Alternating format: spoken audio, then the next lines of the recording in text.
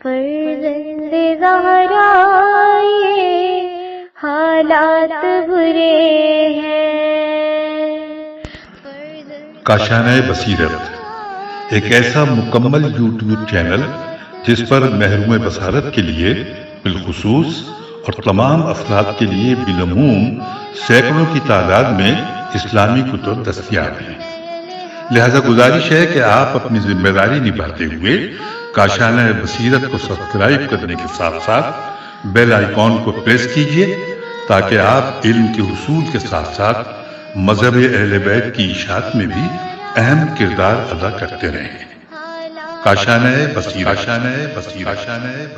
فرزند زہرا یہ حالات برے ہیں۔ بسم اللہ الرحمن الرحیم۔ السلام علیکم۔ یہ کتاب آپ کے لیے کاشانہ بصیرت کی یوٹیوب چینل کی جانب سے ریکارڈ کی جا رہی ہے۔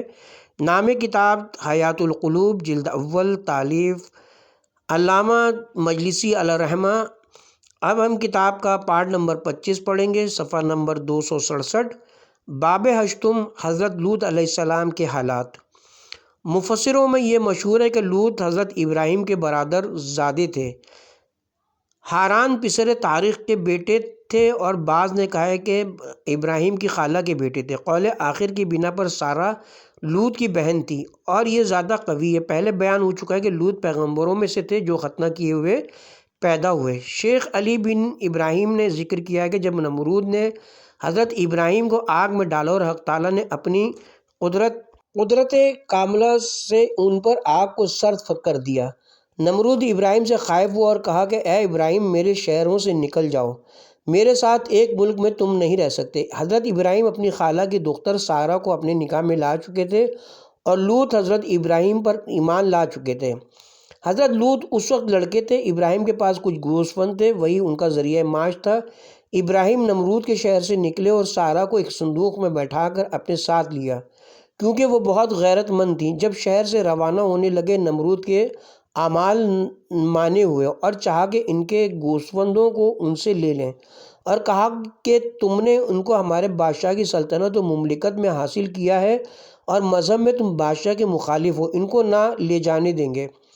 ابراہیم نے کہا کہ میرے اور تمہارے درمیان بادشاہ کا قاضی فیصلہ کرے گا۔ اس کا نام سندوم تھا۔ اس کے پاس گئے۔ بادشاہ کے اعمال نے کہا کہ یہ شخص مذہب میں بادشاہ کا مخالف ہے اور جو کچھ اس کے پاس ہے اس نے ہمارے بادشاہ کے شہر میں کمایا ہے۔ یہ تمام سامان اور چیزیں ہم نہیں چاہتے کہ ہمارے ملک سے باہر لے جائیں۔ سندوم نے کہا یہ لوگ سچ کہتے ہیں۔ اے ابراہیم، جو کچھ تمہارے پاس ہے ان سے دستبردار ہو جاؤ۔ حضرت نے فرمایا کہ اگر صحیح حکم نہ کرے گا تو ابھی مر جائے گا۔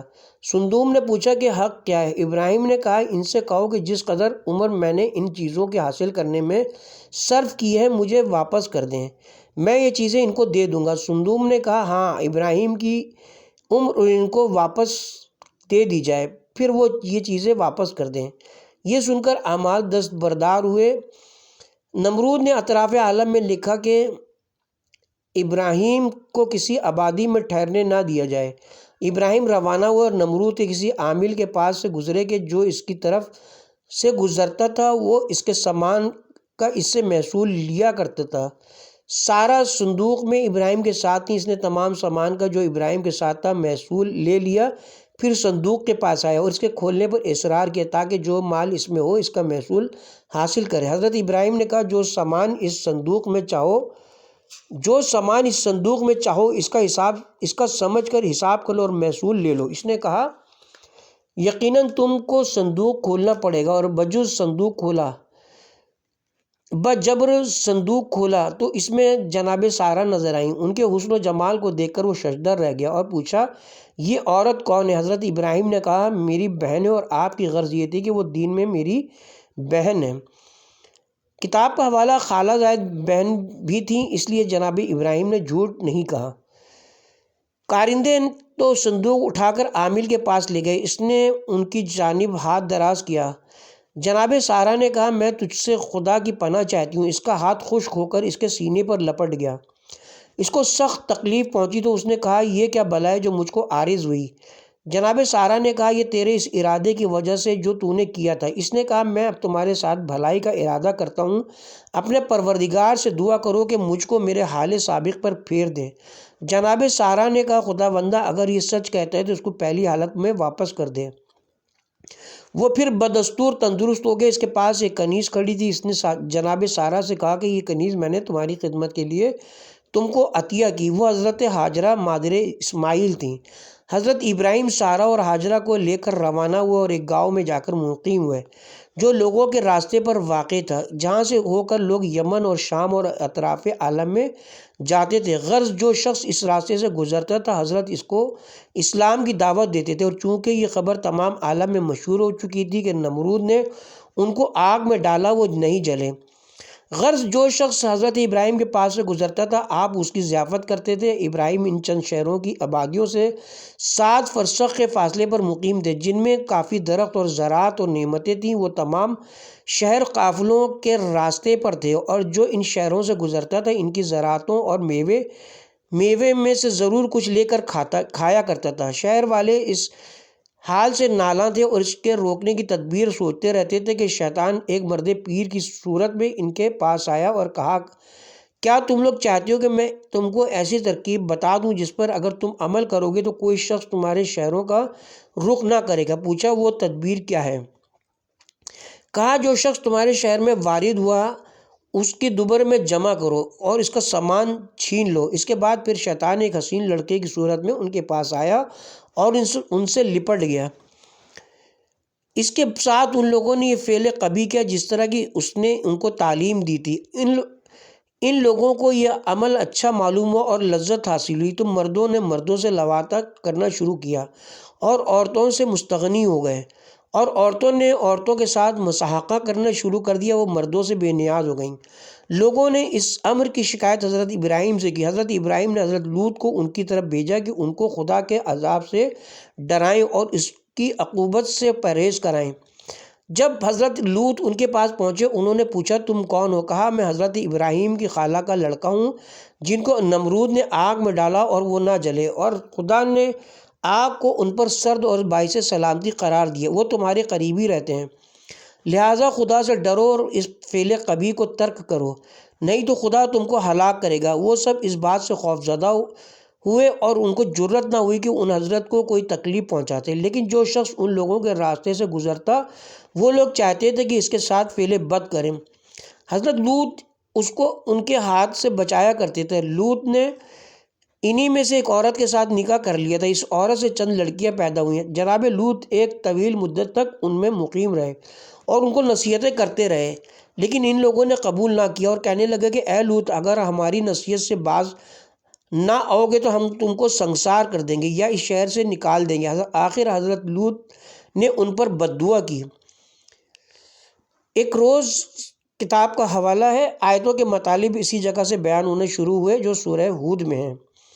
ایک روز حضرت ابراہیم اپنی قیام گاہ پر کچھ مہمانوں کی ضیافت کا سامان کر رہے تھے، کوئی چیز ان کے پاس نہ تھی۔ ناگاہ دیکھا کہ 4 اشخاص آپ کے پاس کھڑے ہیں جن کی شکلیں انسانوں سے مشابہ تھیں۔ ان چاروں افراد نے سلام کیا۔ حضرت ابراہیم نے جواب دیا اور سارہ کے پاس گئے اور کہا چند مہمان اور آ گئے جو انسانوں سے مشابہ نہیں ہیں۔ سارہ نے کہا ہمارے پاس ایک بچڑے کے سوا اور کچھ نہیں ہے، پھر اس کو ذبح کیا اور بریاں کر کے حضرت ابراہیم ان کے پاس لائے، جیسا کہ حق تعالیٰ فرماتا ہے بتحقیق ہمارے رسول ابراہیم کے پاس خوشخبری کے لیے آئے اور کہا سلامن ابراہیم۔ ابراہیم نے کہا اس سلام اور فوراً بچڑا بریاں کر کے لائے، لیکن ان رسولوں نے کھانے کی طرف توجہ نہ کی تو حضرت ابراہیم کو خوف محسوس ہوا۔ سارہ عورتوں کی ایک جماعت کے ساتھ آئیں اور ان اشخاص سے پوچھا کہ تم لوگ خلیل خدا کے طعام سے کیوں انکار کرتے ہو؟ انہوں نے کہا خوف نہ کرو اے ابراہیم، ہم رسولان خدا قوم لوط کی طرف بھیجے گئے تاکہ ان پر عذاب نازل کریں۔ یہ سن کر سارہ کو خوف ہوا اور وہ حائض ہو گئیں، حالانکہ مدتوں سے بسبب پیری ان کا حیض زائل ہو چکا تھا۔ خدا فرماتا ہے کہ ہم نے جناب سارہ کو اسحاق کی خوشخبری دی اور اسحاق کے بعد یعقوب کی جو اسحاق سے بعد پیدا ہوں گے۔ تو سارہ نے ہاتھ منہ پر مارا اور کہا کہ یا ولیتا، کیا مجھ سے بچہ پیدا ہوگا؟ حالانکہ میں بوڑھی ہوں اور میرے شوہر بھی بوڑھے ہیں۔ عجیب ہی یقیناً یہ عجیب امر ہے۔ جبرائیل نے ان سے کہا کہ کیا تم تعجب کرتے ہو خدا کے امر سے، اور اے اہل بیت تم پر خدا کی برکتیں اور رحمتیں ہوں۔ پارہ نمبر 12 آیت نمبر 69 تا 83 سورہ ہود۔ بتحقیق کہ وہ عظیم المرتبت وہ صاحب بزرگی ہے۔ جب حضرت ابراہیم سے خوف رفع ہوا اور ولادت اسحاق کی خوشخبری ان کو ملی، قوم لوط سے عذاب کے دور ہونے کے التماس میں مبالغہ شروع کیا اور جبرائیل سے پوچھا کہ کس لیے بھیجے گئے ہو؟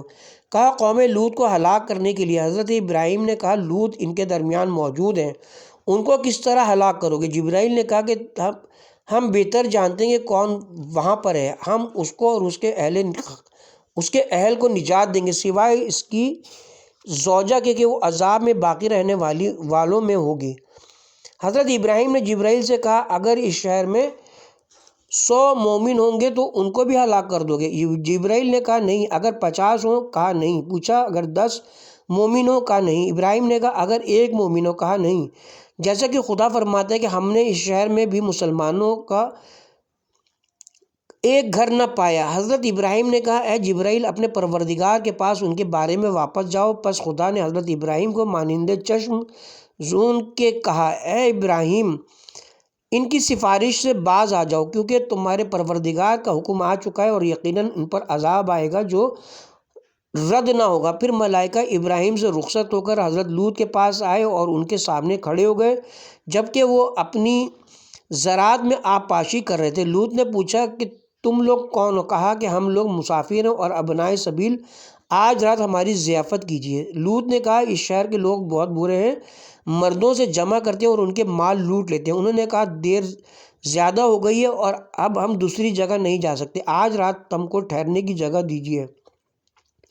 لوط اپنی زوجہ کے پاس آئے جو اسی قوم سے تھی اور کہا کہ آج چند مہمان میرے پاس آئے ہیں، ان کے آنے کی خبر اپنی قوم کو نہ کرنا، اس وقت تک تم نے جس قدر نافرمانی کی ہے میں معاف کر دوں گا۔ اس نے کہا ایسا ہی ہوگا۔ اس کے بعد اور اس کی قوم کے درمیان یہ طے تھا کہ جب کوئی مہمان حضرت لوط کے پاس دن کو آتا وہ گھر کے بالا خانے پر دھواں کرتی اور جب رات کو کوئی مہمان آتا تو آگ روشن کر دیتی تھی۔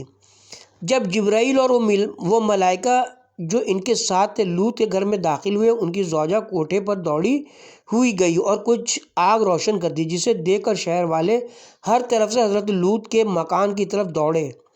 جب مکان کے دروازے پر پہنچے کہنے لگے اے لوط کیا ہم نے تم کو منع نہیں کیا کہ مہمانوں کو اپنے گھر نہ لایا کرو؟ پھر چاہا کہ ان مہمانوں سے فعل بد کریں۔ حضرت لوط نے فرمایا ہماری لڑکیاں پاکیزہ تر ہیں تمہارے لیے، خدا سے ڈرو اور مجھے میرے مہمانوں کے بارے میں ذلیل نہ کرو۔ کیا تم میں ایک شخص بھی ایسا نہیں ہے جو نیکی اور بہتری پر مائل ہو؟ مروی کہ حضرت لوط کی مراد لڑکیوں سے قوم کی عورتیں تھیں، کیونکہ ہر پیغمبر اپنی قوم کا باپ ہوتا ہے اور ان کو امر حلال کی دعوت دیتا ہے اور حرام سے منع کرتا ہے، اسی لیے فرمایا کہ تمہاری عورتیں تمہارے لیے بہتر ہیں۔ ان لوگوں نے کہا کہ تم جانتے ہو کہ ہمیں تمہاری لڑکیوں سے کوئی واسطہ نہیں ہو اور ہم جو کچھ چاہتے ہیں اس سے بھی تم بخوبی واقف ہو۔ جب حضرت ان سے نا امید ہوئے تو فرمایا کاش مجھ کو قوت ہوتی تو میں تم لوگوں میں رکن شدید کے ساتھ پناہ لیتا۔ بس سند معتبر حضرت صادق علیہ السلام سے منقول ہے کہ حق تعالیٰ نے حضرت لوط کے بعد کسی پیغمبر کو نہیں بھیجا مگر یہ کہ وہ اپنی قوم میں غالب تھا اور ان میں اپنا قبیلہ اور رشتہ داروں کے افراد رکھتا تھا۔ دوسری حدیث میں منقول ہے کہ قوت سے مراد حضرت لوط کی قائم آل محمد علیہ السلام تھے اور رکن شدید سے ان حضرت کی کے 313 اصحاب۔ غرض یہ سن کر جبرائیل نے کہا کہ کاش حضرت لوط جانتے کہ یہ کون سی قوت ان کے ساتھ ہے۔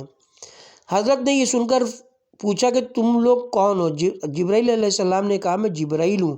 پوچھا کس امر پر مامور ہوئے ہو؟ کہا ان کی ہلاکت پر۔ فرمایا اسی وقت عمل میں لاؤ۔ کہا اس کے لیے صبح کا وقت مقرر ہے، کیا صبح قریب نہیں ہے؟ غرض کہ ان لوگوں نے خانہ لوط کے دروازے کو توڑا اور مکان میں داخل ہوئے۔ جبرائیل نے اپنے پروں کو ان کی آنکھوں پر مارا، جیسا کہ حق تعالیٰ فرماتا ہے کہ بے شک ان لوگوں نے ناجائز مطلب کی خواہش کی اور لوط سے ان کے مہمانوں کو عمل قبیح کے لیے طلب کیا تو ہم نے ان کی آنکھوں کو اندھا کر دیا۔ جب ان لوگوں نے یہ حال مشاہدہ کیا سمجھے کہ عذاب ان پر آ گیا۔ پھر جبرائیل نے حضرت لوط سے کہا کہ جب رات کا کچھ حصہ گزر جائے اپنے بال بچوں کو لے کر ان کے درمیان سے نکل جاؤ اور تم میں کوئی مڑ کر پیچھے نہ دیکھے، لیکن تمہاری زوجہ دیکھے گی تو اس کو پہنچے گا جو کچھ پہنچنے والا ہے۔ قوم لوط میں ایک مرد ظالم تھا، اس نے کہا اے قوم تمہاری جانب وہ عذاب آ گیا جس کا وعدہ حضرت لوط تم سے کرتے تھے، لہٰذا ان کو گھیر لو اور اپنے درمیان سے جانے نہ دینا جب تک وہ تم میں موجود ہیں، عذاب نہ آئے گا۔ یہ سن کر لوگ حضرت لوط کے مکان کے گرد جمع ہوئے اور ان کو گھیر لیا۔ جبرائیل نے کہا اے لوط ان کے درمیان سے چلے جائیے۔ کہا کس طرح چلا جاؤں، یہ لوگ میرے مکان کے گرد تو جمع ہیں۔ جبرائیل نے ان کے سامنے ایک ستون نور کا قائم کیا اور کہا کہ اس ستون کے سارے چلے جاؤ اور تم میں سے کوئی مڑ کر نگاہ نہ کرے۔ غرض کے اس شہر سے زمین کے نیچے سے باہر نکلے، ان کی زوجہ نے مڑ کر دیکھا، حق تعالیٰ نے اس پر ایک پتھر نازل کیا جس نے اس کو مار ڈالا۔ جب صبح ہوئی ان چاروں نے فرشتوں میں سے ہر ایک ان کے شہر کے ایک ایک جانب باہر نکلے اور زمین کو ساتوں طبقے سے کھودا اور اس حد تک بلند کیا کہ اہل آسمان نے ان کے مرغ اور کتوں کے چلانے کی آوازیں سنی۔ پھر ان لوگوں پر اس شہر کو الٹ دیا اور خدا نے ان پر پتھر سجیل کے ذریعے کھرنچے آسمان اول سے یا جہنم سے برسائے جو باہم لپٹے ہوئے تھے، یا پیاپے اور منقطع اور رنگا رنگ پتھر۔ بسند معتبر حضرت صادق علیہ السلام سے منقول ہے کہ کوئی بندہ جو قوم لوط کے عمل کو حلال جانتا ہے وہ دنیا سے نہیں جاتا مگر یہ کہ خدا اس کو ان پتھروں میں سے ایک پتھر مارتا ہے جس سے اس کی موت واقع ہوتی ہے، لیکن دنیا اس کو نہیں دیکھتی۔ بسند صحیح حضرت امام محمد باقر علیہ السلام سے منقول ہے کہ حضرت رسول خدا صلی اللہ علیہ وآلہ وسلم صبح و شام خدا سے بخل سے پناہ مانگتے تھے، اور ہم بھی بخل سے خدا کی پناہ مانگتے ہیں۔ حق تعالیٰ فرماتا ہے کہ جو اپنے نفس کو بخل سے محفوظ رکھتا ہے وہ رازگار ہے، اور میں تم کو بخل کے نتیجے سے آگاہ کرتا ہوں۔ بتحقیق کہ حضرت لوط کی قوم کے لوگ ایک شہر کے رہنے والے تھے جو اپنے طعام پر بخیل تھے۔ بخل نے ان کو ان کی شرمگاہوں کے ایسے درد میں مبتلا کیا جس کا علاج نہ تھا۔ پھر فرمایا کہ قوم لوط کے شہر قافلوں کے راستوں پر آباد تھے جو شام و مصر کو جاتے تھے، قافلے والے ان کے پاس قیام کرتے تھے اور وہ لوگ ان کی ضیافت کیا کرتے تھے۔ جب ان کی ضیافت زیادہ ہوئی وہ لوگ نفس کی خباثت اور بخل کی وجہ سے تنگ آئے، لہٰذا بخل اس کا باعث ہوا کہ جب ان کے پاس کوئی مہمان آتا اس کو ذلیل کرتے اور اس کے ساتھ اغلام کرتے تھے، بغیر اس کے کہ اس عمل قبیح کے لیے شہوت یا خواہش ان کو ہوتی ہو۔ اس سے ان کی صرف یہ غرض تھی کہ قافلے ان کے شہر میں قیام نہ کریں تاکہ ان کو ضیافت نہ کرنی پڑے۔ ان کے اس برے عمل کی دوسرے شہروں میں شہرت ہوئی اور قافلوں نے ان کے پاس قیام کرنے سے پرہیز کیا۔ غرض کے بخل نے ان پر وہ بلا مسلط کی جسے وہ اپنے سے دفع نہ کر سکے، یہاں تک کہ اس عمل کی خواہش ان کو اس حد تک ہوئی کہ شہروں سے مردوں کو اس فعل کے لیے اجرت پر بلانے لگے۔ تو کون مرض بخل سے بدتر ہو سکتا ہے، اور کون سا مرض بخل سے بدتر ہو سکتا ہے، اور اس کے انجام کا نقصان خدا کے نزدیک بخیل ہونے سے زیادہ رسوا کرنے والا اور زیادہ قبیح ہے۔ راوی نے پوچھا کہ آیا لوط کے شہر والے سب کے سب یہ فعل کرتے تھے؟ فرمایا ہاں، سوائے ایک مسلمان گھر کے، شاید خدا کا فرمودہ تو نے نہیں سنا، یعنی ہم نے شہر میں مومنینوں میں سے جو تھا اس کو باہر کر دیا، پس ہم نے مسلمانوں کے ایک گھر کے سوا کوئی مکان نہ پایا۔ حضرت نے فرمایا کہ ان کے درمیان حضرت لوط علیہ السلام 30 سال تک رہے اور ان کو خدا کی طرف بلاتے تھے اور عذاب الہی سے ان کو بچنے کی ہدایت فرماتے تھے۔ وہ ایسی قوم تھی جو اپنے تئیں پیخانے سے پاک نہیں کرتی تھی، نہ غسل جنابت کرتی۔ حضرت لوط حضرت ابراہیم کی خالہ کے فرزند تھے اور سارہ حضرت ابراہیم کی زوجہ حضرت لوط کی بہن تھیں۔ حضرت لوط اور حضرت ابراہیم 2 مرسل پیغمبر تھے جو لوگوں کو عذاب خدا سے ڈراتے تھے۔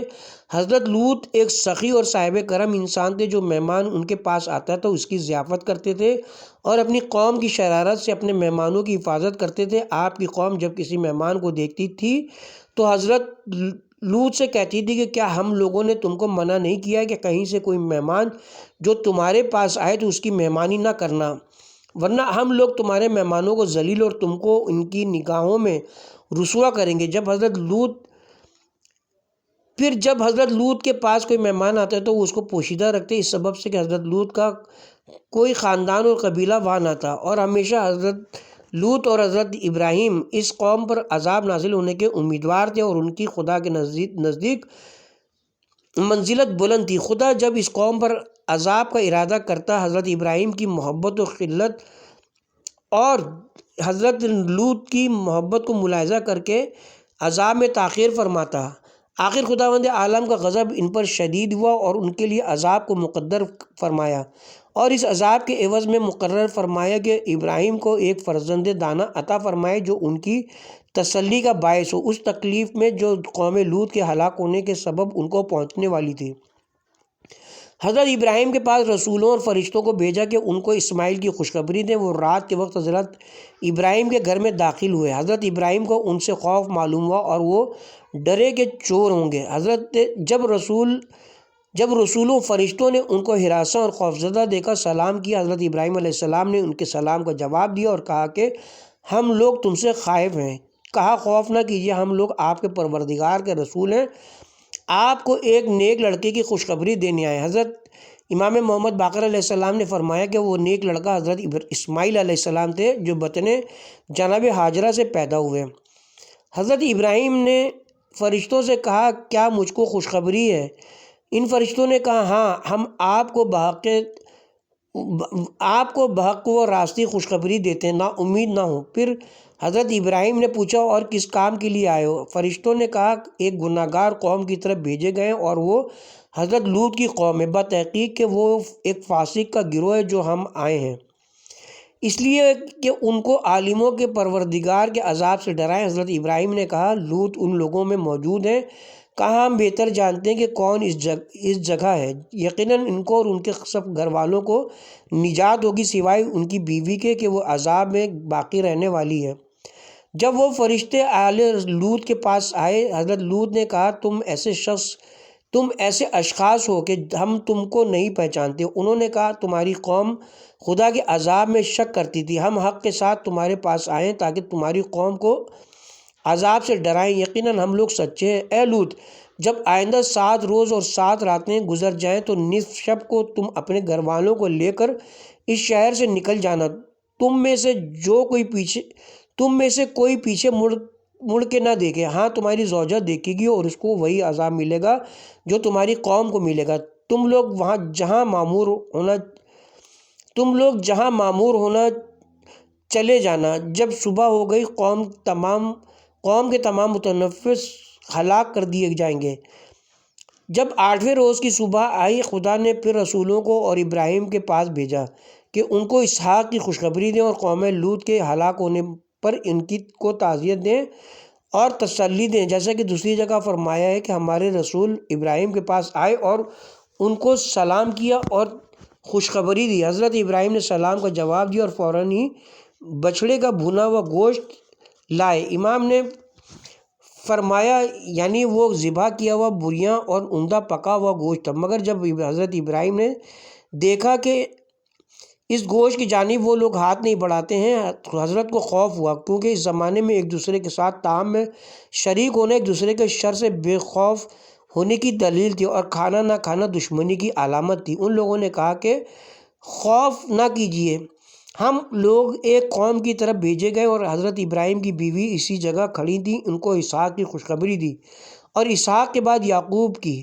یہ سن کر حضرت سارہ تعجب سے ہنسی اور کہا یا ولیتا، کیا فرزند مجھ سے پیدا ہوگا، حالانکہ میں پیرزال ہوں اور یہ میرے شوہر بھی ضعیف ہیں؟ یقیناً یہ امر عجیب ہے۔ ان فرشتوں نے کہا کہ کیا تم امر خدا میں تعجب کرتی ہو؟ یقیناً خدا کی رحمت اور اس کی برکتیں تم اہل بیت پر لازم ہیں، بتحقیق کہ وہ حمید و مجید ہے۔ جب حضرت ابراہیم نے اسحاق کی خوشخبری سنی اور خوف ان سے زائل ہو گئے تو اپنے پروردگار سے قوم لوط کی سفارش میں مناجات شروع کی اور خدا سے سوال کیا کہ بلا کو ان سے دفع کر دے۔ خدا نے ان کو وحی کی کہ ان باتوں سے درگزر کرو، کیونکہ تمہارے پروردگار کا حکم آ چکا ہے اور آج ہی صبح کو طلوع آفتاب کے بعد ان پر عذاب نازل ہوگا اور یہ حتمی ہے، اس کا واپس ہونا ناممکن ہے۔ بسند معتبر حضرت امیر المومنین علیہ السلام سے مروی ہے کہ اس امت میں 6 باتیں قوم لوط کے طریقوں میں سے ہیں۔ نمبر 1 کمان سے گولی مارنا، نمبر 2 ڈھیلے پھینکنا، نمبر 3 بغل کھجانا، نمبر 4 از روئے تکبر زمین پر جامہ گھسیٹنا، اور نمبر 5 پیرہن کے، اور نمبر 6 قبا کے بند کھولے رکھنا۔ دوسری روایت میں کہ ان کے اعمال قبیحہ میں سے یہ بھی تھا کہ مجلسی میں ایک دوسرے کے روبرو ریا صادر کیا کرتے تھے۔ حضرت لوط نے ان سے کہا کہ اپنی مجلسوں میں ایسے برے کام نہ کیا کرو۔ دوسری صحیح حدیث میں امام محمد باقر علیہ السلام سے منقول ہے کہ رسول خدا صلی اللہ علیہ وسلم نے جبرائیل سے سوال کیا کہ قوم لوط کی ہلاکت کیوں کر ہوئی؟ جبرائیل نے کہا حضرت لوط کی قوم ایک شہر کی رہنے والی تھی جو پاخانے سے فارغ ہو کر آب دست نہیں لیتی تھی اور نہ غسل جنابت کرتی تھی اور اپنے طعام سے بخل کرتی تھی۔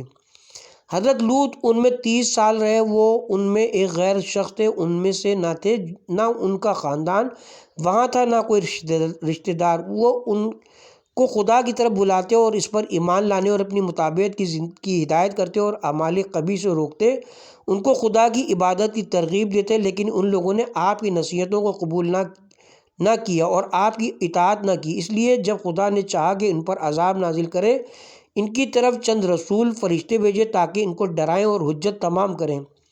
ان میں غذا اور سامان زندگی کے افراد جب ہو گئی تو فرشتوں کو حکم دیا کہ مومنوں میں سے جو ان کے شہر میں ہوں ان کو شہر سے باہر کر دیں، لیکن وہاں ایک گھر کے سوا مسلمانوں کا کوئی گھر نہ تھا۔ ان لوگوں کو شہر سے علیحدہ کر دیا اور حضرت لوط سے کہا کہ رات اپنے بال بچوں کو باہر لے جاؤ۔ جب نصف شب گزری، حضرت لوط اپنی دختروں کو لے کر روانہ ہوئے۔ ان کی زوجہ واپس اپنی قوم کی جانب دوڑیں کہ ان کو حضرت لوط کے باہر جانے کی اطلاع دے۔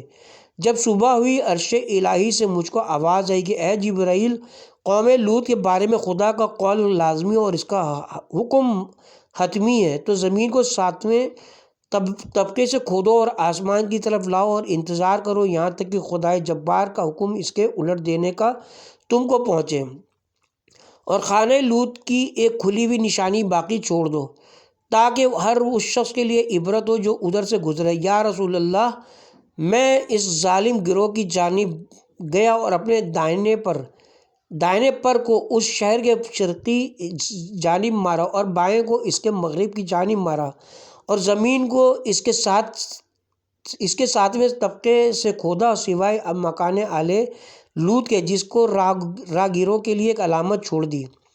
پھر ان کو اس قدر بلند کیا کہ اہل آسمان نے ان کے مرغ اور کتوں کی آوازیں سنی۔ جب آفتاب طلوع ہوا، عرش سے مجھ کو آواز آئی کہ اے جبرائیل، شہر کو اس قوم پر الٹ دو۔ میں نے الٹ دیا، اس طرح کہ نیچے کا حصہ اوپر اور اوپر کا حصہ نیچے ہو گیا، اور ان پر سجیل یعنی کھرنجوں کی بارش ہوئی جن میں نشانات تھے یا وہ منقط تھے۔ اور اے محمد صلی اللہ علیہ وسلم، یہ عذاب آپ کی امت کے بعد ان لوگوں کو بھی ہو تو بعید نہیں ہے جو ان کے ایسا عمل کریں۔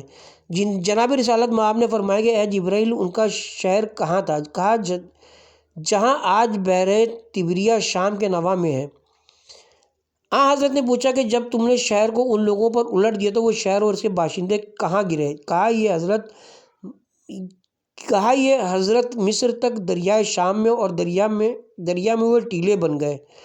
دوسری موثوق حدیث میں حضرت نے سے منقول ہے کہ جب ابراہیم کے پاس ملائکہ آئے تو کہا ہم اس شہر کے باشندوں کو ہلاک کرنے آئے ہیں۔ جب سارا نے سنا تو فرشتوں کی کمی اور قوم لوط کی زیادتی پر تعجب کیا اور کہا کہ قوم لوط کی اس قوت و کثرت کے ساتھ کیا برابری ممکن ہے؟ فرشتوں نے ان کو اسحاق اور یعقوب کی خوشخبری دی تو وہ ہاتھوں کو اپنے منہ پر مارنے لگیں کہ ایک بوڑھی عورت کو کبھی لڑکا پیدا نہیں ہوا، کیوں کر مجھ سے فرزند ہوگا۔ اس وقت سارا کی عمر 90 سال کی تھی اور حضرت ابراہیم 120 سال کے تھے۔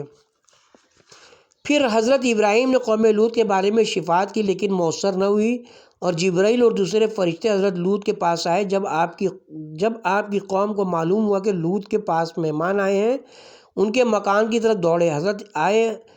حضرت آئے اور دروازے پر ہاتھ رکھا اور ان کو قسم دی اور کہا خدا سے ڈرو اور میرے مہمانوں کو رسوا نہ کرو۔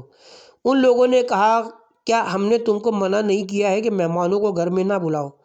مہمانوں کو گھر میں نہ بلایا کرو۔ حضرت نے اپنی لڑکیوں کو پیش کیا اور کہا کہ حلال طریقے پر نکاح میں تم کو دیتا ہوں اگر میرے مہمانوں سے دستبردار ہو جاؤ۔ ان لوگوں نے کہا کہ تمہاری لڑکیوں میں ہمارا کوئی حق نہیں ہے اور تم جانتے ہو کہ ہم کیا چاہتے ہیں۔ حضرت لوط نے کہا کاش ایک مضبوط پناہ کے ساتھ مجھ کو قوت ہوتی۔ جبرائیل نے کہا کاش یہ حضرت لوط جانتے کہ کیا قوت ان کے ساتھ ہے۔ پھر حضرت لوط کو اپنے پاس بلایا اور ان لوگوں نے دروازے کو کھولا اور مکان میں داخل ہو گئے۔ جبرائیل نے اپنی انگلی سے ان کی طرف اشارہ کیا، وہ سب اندھے ہو گئے اور دیوار ہاتھ سے پکڑ کر قسم کھائی کہ صبح ہو گئی تو ہم آل لوط میں سے کسی ایک کو باقی نہ چھوڑیں گے۔ جبرائیل نے حضرت لوط سے کہا کہ ہم تمہارے پروردگار کے رسول ہیں۔ حضرت لوط نے کہا جلدی کرو۔ جبرائیل نے کہا ہاں۔ پھر حضرت